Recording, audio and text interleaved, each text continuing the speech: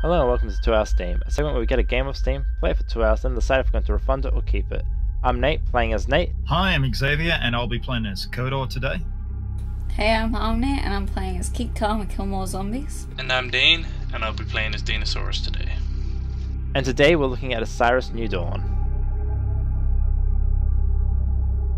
Osiris is a sci-fi survival adventure game that pits you in a world that you crash land on, and you have to discover what happened to the colony there and its occupants, while also surviving against the environment, the creatures, and scavenging for resources to help build your new colony along the way. The game is absolutely beautiful. It's amazing to just walk around and look at the planet. And the effects you get as well, I absolutely loved. The dirt kicking up when you run, rain pouring on your helmet, all those effects are something that really makes the game amazing and unique.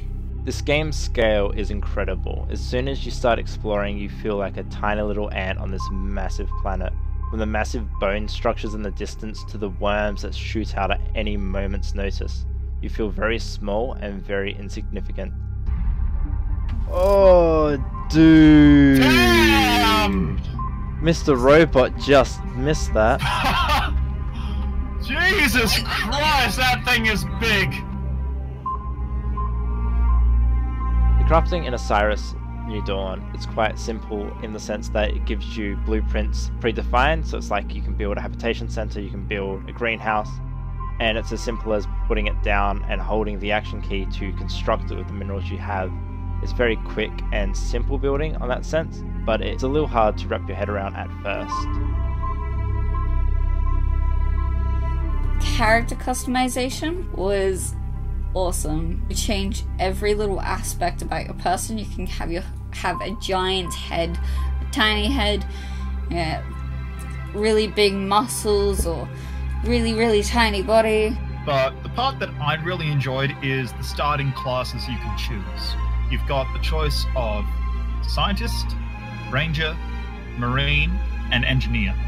Each of them has their points that will lend themselves to the playstyle you prefer, and also they work very well together as a squad-based game where you have to work together and each member of the team brings something that contributes to the overall survival of the squad. In saying that, combat is pretty predominant throughout the game. You'll find yourself in combat situations regardless of your class, and you could still level up and progress your skills in each area to make yourself better. So like, even though you pick like a Marine, you could still specialize in science if you tried hard enough to.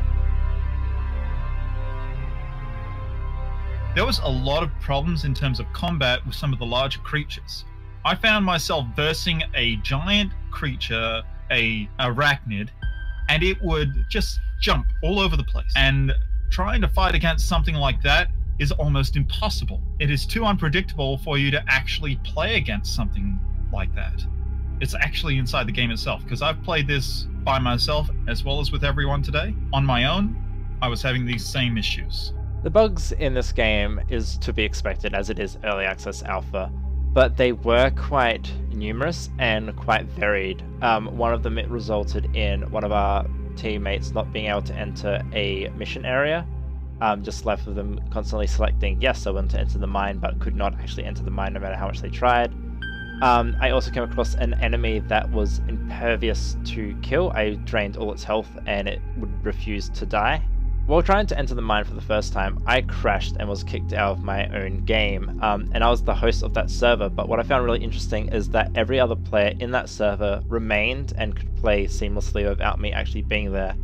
That had another side effect for me. I had recently died and was on the way to retrieve my dead body and all my resources when I got kicked. As a result, the dead body despawned, I lost all of my resources, and when I logged back into Nate's game, I was stuck with the basic repair tool and mapping tool and nothing else. I have no equipment. Do you want me to end you? I do, however, have all my stats. I really enjoyed the game, and I'd like to keep playing it and see how it goes, see where it goes in the story, but because of all the issues, I think I might just keep an eye on it for now.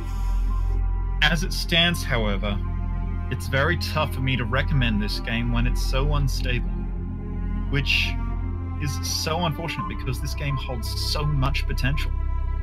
I want to see where this game goes. I want to keep eyes on its progress as it develops and see how it goes from being the game that it is currently to the game I hope it becomes.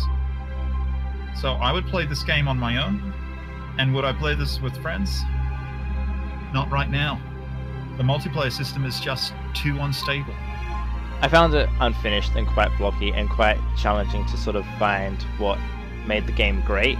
It was a great game on scale and what it presented as potential, but at the moment it's not completely there yet, and I'm not going to keep it. Right now it's not there, it's not finished, and that's kind of what you expect with an early access alpha, but we hoped.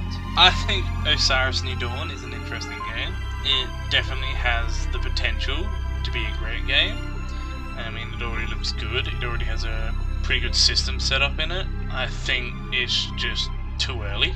At the moment, I don't think I could play it, and I'd definitely put it on the wait and see list.